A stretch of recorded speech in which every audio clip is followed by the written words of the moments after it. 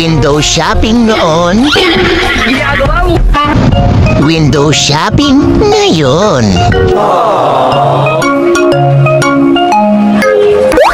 Window shopping noon.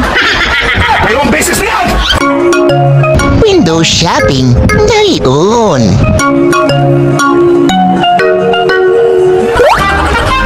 Window shopping noon.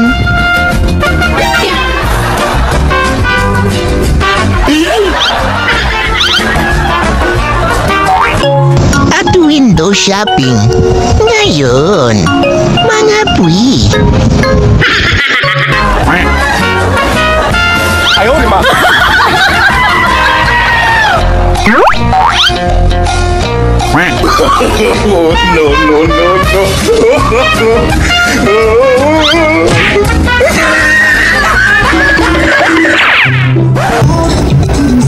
Iba na talaga ang mga priority natin mga pre pag mga parents tayo.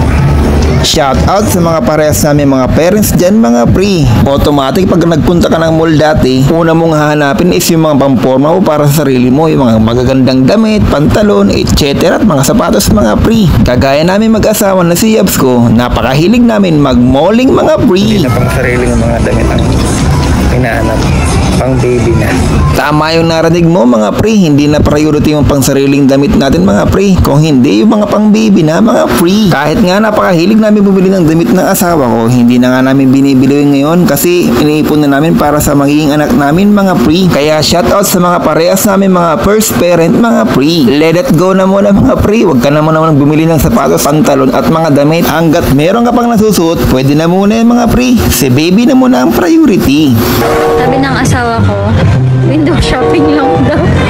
Pero tingnan yung ginagawa niya.